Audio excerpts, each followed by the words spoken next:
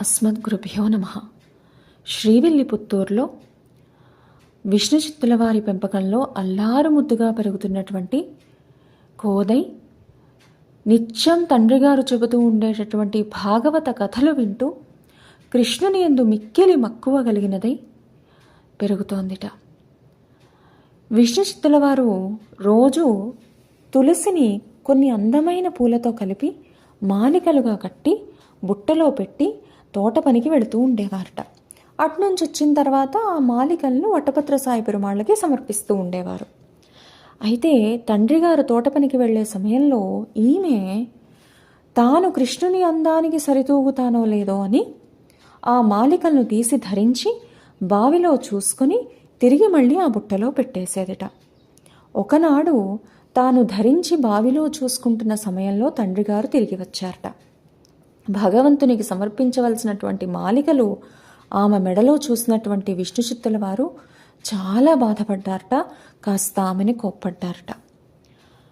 భగవంతునికి ఆనాడు మాలికలు సమర్పించలేకపోయానే అన్న బాధతో ఈయన, తండ్రి గారు కోప్పడ్డారనే చిరు అలకతో ఈమె ఇద్దరు కూడా తినకుండా పడుకున్నారట. ఇంతలో వటపత్ర సాయి పెరుమాళ్ళు కనిపించేట విష్ణుచిత్తుల వారికి కలలో. మామగారు ఏమి ఇవాళ మాలికలు తీసుకురాలేదు అని అడిగారట. విష్ణుచిత్తుల వారికి ఆశ్చర్యం వేసిందట. అదేమిటి, నేను ఈయనకి మామగారిని ఏంటి అని.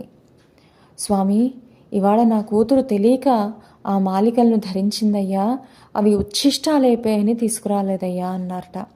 అనగానే స్వామి అన్నట్ట, ఈరోజు ఏమిటయ్యా, రోజు ఆ పిల్ల అలాగే చేస్తోంది, అవే తెచ్చి నువ్వు నాకు సమర్పిస్తున్నావు అన్నట్ట. ఈయన ఇంకా బాధపడిపోయారట. అయ్యో స్వామి, నాకు తెలియదు, నన్ను క్షమించని. అప్పుడు స్వామి చెప్పారట, విష్ణుచిత్త బాధపడకయ్యా, నాకు నీ కూతురు ధరించే మాలలే చాలా ఇష్టం, కాబట్టి నువ్వు రోజు నా దగ్గరికి తెచ్చే ముందు ఆమెకి ధరింపజేసి నా దగ్గరికి తీసుకురా అని చెప్పారట స్వామి.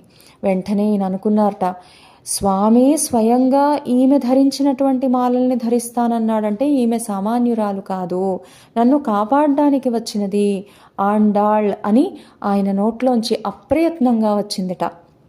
తమిళంలో ఆండవన్ అంటే రక్షించే వ్యక్తి అని అర్థం, ఆండాళ్ అంటే రక్షించినది అని అర్థం అన్నమాట. కాబట్టి ఆనాడు విష్ణుచిత్తుల వారి నోట అప్రయత్నంగా ఆండాళ్ అనే పదం వచ్చింది కాబట్టి కోదై ఆండాళ్గా మారింది.